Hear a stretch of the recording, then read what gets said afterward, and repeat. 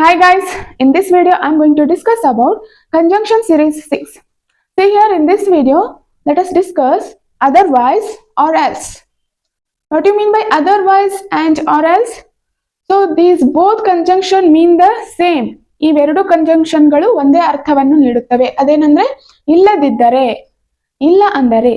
Let us see some examples. Call home, otherwise your parents will get worry. ಮನೆಗೆ ಕರೆ ಮಾಡಿ, otherwise ಇಲ್ಲದಿದ್ದರೆ ನಿಮ್ಮ ಪೋಷಕರು ಚಿಂತೆಗೀಡಾಗುತ್ತಾರೆ. Call home or else your parents will get worry. So ನಾವಿಲ್ಲಿ ಅದರ್ವೈಸ್ ಆದ್ರೂ ಯೂಸ್ ಮಾಡ್ಬೋದು ಅಥವಾ ಆರ್ ಎಲ್ಸ್ ಕೂಡ ಯೂಸ್ ಮಾಡ್ಬೋದು. Because they both mean the same. ಎರಡೂ ಕೂಡ ಒಂದೇ ಅರ್ಥವನ್ನ ನೀಡುತ್ತವೆ. Next, be careful otherwise you might fall. ಜಾಗರೂಕರಾಗಿರಿ, ಇಲ್ಲದಿದ್ದರೆ ನೀವು ಬೀಳಬಹುದು. Be careful or else you might fall. Next example, close the door otherwise the cat will come inside. ಬಾಗಿಲನ್ನು ಮುಚ್ಚು, ಇಲ್ಲದಿದ್ದರೆ ಬೆಕ್ಕು ಒಳಗೆ ಬರುತ್ತದೆ. Close the door or else the cat will come inside. Next, you have to be quiet or else I will punish you. ನೀವು ಸುಮ್ಮನಿರಬೇಕು, ಇಲ್ಲದಿದ್ದರೆ ನಾನು ನಿಮಗೆ ಶಿಕ್ಷೆ ನೀಡುತ್ತೇನೆ. You have to be quiet otherwise I will punish you. We need to hurry or else we will miss our train. ನಾವು ಬೇಗನೆ ಹೊರಡಬೇಕು, ಇಲ್ಲದಿದ್ದರೆ ನಾವು ನಮ್ಮ ರೈಲನ್ನು ತಪ್ಪಿಸಿಕೊಳ್ಳುತ್ತೇವೆ. We need to hurry otherwise we will miss our train. Both otherwise or else mean the same thing, that is ಇಲ್ಲದಿದ್ದರೆ. So ಎರಡು ಕೂಡ ಒಂದೇ ಅರ್ಥವನ್ನ ಕೊಡುತ್ತವೆ. ನೀವು ಎರಡರಲ್ಲಿ ಯಾವುದನ್ನಾದ್ರೂ ಯೂಸ್ ಮಾಡಬಹುದು. Let us see here next conjunctions. So that, so as to. These both conjunctions mean the same, that is ಸಲುವಾಗಿ. ಈ ಎರಡು ಕಂಜಂಕ್ಷನ್ಗಳು ಒಂದೇ ಅರ್ಥವನ್ನ ಕೊಡುತ್ತವೆ. ಅದೇನಂದ್ರೆ ಸಲುವಾಗಿ. See here some examples. He left early so that he could avoid traffic. Traffic ತಪ್ಪಿಸುವ ಸಲುವಾಗಿ ಅವನು ಬೇಗನೆ ಹೊರಟು ಹೋದನು. He left early. So that means ಸಲುವಾಗಿ. Instead of so that we can also use so as to. See here, he left early so as to avoid traffic. Traffic ತಪ್ಪಿಸುವ ಸಲುವಾಗಿ ಅವನು ಬೇಗನೆ ಹೊರಟು ಹೋದನು. ಈ ಸೋ ದ್ಯಾಟ್ ಮತ್ತು ಸೋ ಆಸ್ ಟು ಎರಡೂ ಕೂಡ ಒಂದೇ ಅರ್ಥವನ್ನ ನೀಡುತ್ತವೆ. ಅದೇನಂದ್ರೆ ಸಲುವಾಗಿ. So that and so as to, these conjunctions are used to express purpose or reason. ಈ ಎರಡು ಕಂಜಂಕ್ಷನ್ಗಳು ಉದ್ದೇಶ ಮತ್ತು ಕಾರಣವನ್ನು ವ್ಯಕ್ತಪಡಿಸಲು ಬಳಸಲಾಗುತ್ತದೆ. ಅವನು ಹೇಗೆ ಬೇಗ ಹೊರಟು ಹೋದ? So there is A reason. Traffic ಇರುವ ಕಾರಣದಿಂದಾಗಿ ಅವನು ಬೇಗನೆ ಹೊರಟು ಹೋದನು. ಕಾರಣ ಮತ್ತು ಉದ್ದೇಶಗಳನ್ನು ವ್ಯಕ್ತಪಡಿಸುವ ಸಂದರ್ಭದಲ್ಲಿ ನಾವು ಸೋ ದ್ಯಾಟ್ ಮತ್ತು ಸೋ ಆಸ್ ಟು ಕಂಜಂಕ್ಷನ್ ಗಳನ್ನ ಯೂಸ್ ಮಾಡಬಹುದು. See here next example. I ordered a yoga mat so as to start my yoga practice daily. ನನ್ನ ದೈನಂದಿನ ಯೋಗಾಭ್ಯಾಸವನ್ನು ಪ್ರಾರಂಭಿಸುವ ಸಲುವಾಗಿ, ಸೋ ಆಸ್ ಟು ಸಲುವಾಗಿ ನಾನು ಯೋಗ ಮ್ಯಾಟ್ ಅನ್ನು ಆರ್ಡರ್ ಮಾಡಿದೆ. I ordered a yoga mat so that I can start my yoga practice daily. So ಎರಡರಲ್ಲಿ ನೀವು ಯಾವುದನ್ನಾದ್ರೂ ಯೂಸ್ ಮಾಡಬಹುದು. Next example, see here this is a negative sentence. ನಾವು ನೆಗೆಟಿವ್ ಸೆಂಟೆನ್ಸ್ ಗಳಲ್ಲೂ ಯೂಸ್ ಮಾಡಬಹುದು. They whispered so as not to disturb the others. ಇತರರಿಗೆ ತೊಂದರೆಯಾಗದಂತೆ ಅವರು ಪಿಸುಗುಟ್ಟಿದರು. ವಿಸ್ಪರ್ಡ್ ಮೀನ್ಸ್ ನಿಧಾನವಾಗಿ ಮಾತನಾಡುವುದು, ಪಿಸುಗುಡು. ಸೊ ಈ ವಾಕ್ಯದಲ್ಲಿ ಉದ್ದೇಶ ವ್ಯಕ್ತವಾಗ್ತಾ ಇದೆ. ಯಾವ ರೀತಿಯ ಉದ್ದೇಶ? ಇತರರಿಗೆ ತೊಂದರೆ ಆಗಬಾರದೆನ್ನುವ ಉದ್ದೇಶ. So I already said that these both conjunctions are used to express reason or purpose. ಉದ್ದೇಶ ಮತ್ತು ಕಾರಣವನ್ನು ವ್ಯಕ್ತಪಡಿಸಲು ಬಳಸಲಾಗುತ್ತದೆ.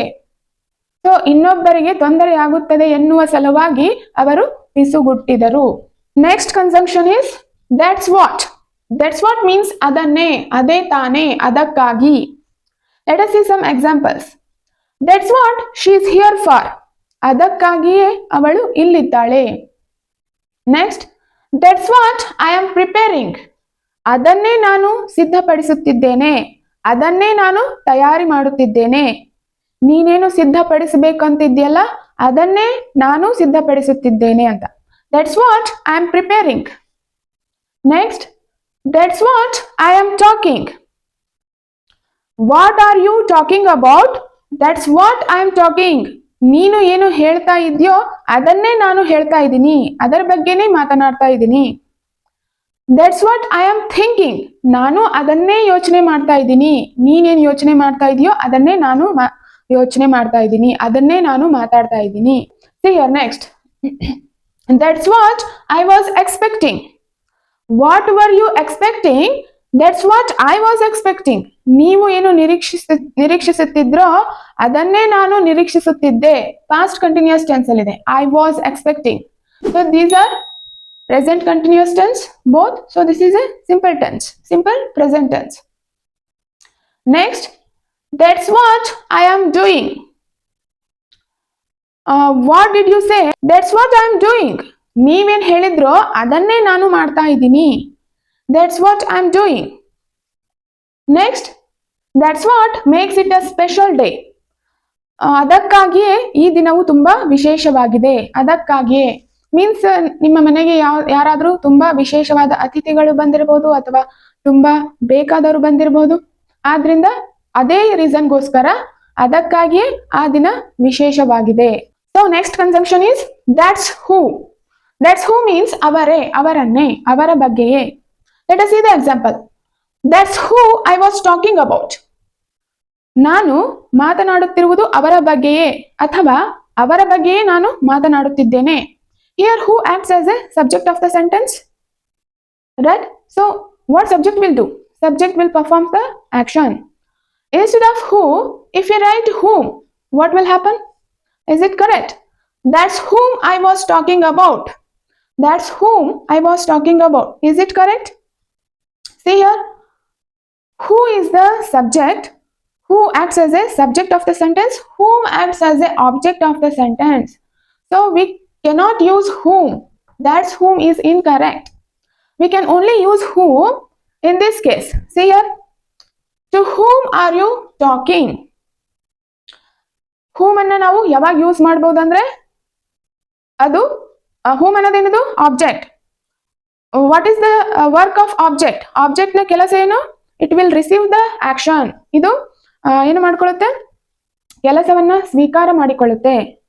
ಸೊ ನಾವು ಈ ಪ್ರಿಪೋಸಿಷನ್ ಆಬ್ಜೆಕ್ಟ್ ಆಗಿ, ಟು ಇಸ್ ದ ಪ್ರಿಪೋಸಿಷನ್, ಈ ಪ್ರಿಪೋಸಿಷನ್ ಆಬ್ಜೆಕ್ಟ್ ಆಗಿ ಅಥವಾ ಕ್ರಿಯಾಪದದ ಆಬ್ಜೆಕ್ಟ್ ಆಗಿ ನಾವು ಹೂಮ್ ಅನ್ನೋದನ್ನ ಯೂಸ್ ಮಾಡಬಹುದು.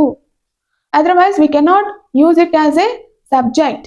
ಸೊ ಈ ಕ್ರಿಯಾಪದದ ವಿಷಯವಾಗಿ ನಾವು ಇದನ್ನ ಬಳಸ್ತಾ ಇದ್ದೀವಿ. ಯಾವುದನ್ನ? ಹೂ. ಬಟ್ ಹೂಮ್ ಅನ್ನೋದನ್ನ ನಾವು ಪ್ರಿಪೋಸಿಷನ್ ಆಬ್ಜೆಕ್ಟ್ ಆಗಿ ಯೂಸ್ ಮಾಡ್ತೀವಿ ಅಥವಾ ಕ್ರಿಯಾಪದದ ಆಬ್ಜೆಕ್ಟ್ ಆಗಿ ಯೂಸ್ ಮಾಡಬಹುದು. To. So this is the object of the preposition. To whom are you talking? ನೀವು ಯಾರ ಜೊತೆ ಮಾತನಾಡ್ತಾ ಇದ್ದೀರಾ? ನೀವು ಮಾತನಾಡ್ತಿದ್ದೀರಲ್ಲ, ಅವರು ಏನಾದ್ರು ಆಬ್ಜೆಕ್ಟ್ ಆದ್ರು, ರಿಸೀವರ್, ಅವರು ನೀವು ಹೇಳೋದನ್ನ ರಿಸೀವ್ ಮಾಡ್ಕೊಳ್ತಾ ಇದ್ದಾರೆ. So they will become object here. ಅಂತಹ ಸಂದರ್ಭದಲ್ಲಿ ನಾವು ಹೂಮ್ ಯೂಸ್ ಮಾಡಬಹುದು.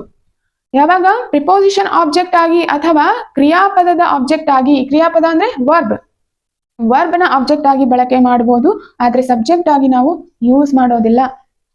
Remember this. C the next example. That's who I was thinking about.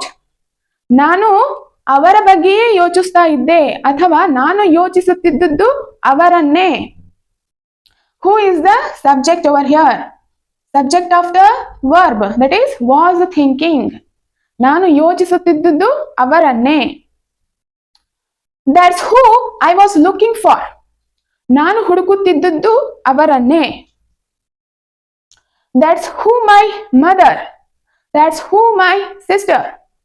ನನ್ನ ತಾಯಿ ಅಥವಾ ನನ್ನ ಅಮ್ಮ ಅವರೇ, ಅವರೇ ನನ್ನ ತಾಯಿ. ಸೊ ಯಾವ ರೀತಿನಾದ್ರೂ ಹೇಳ್ಬೋದು. That's who my mother. That's who I am going to marry. ನಾನು ಮದುವೆಯಾಗಬೇಕೆಂದಿರುವುದು ಅವರನ್ನೇ.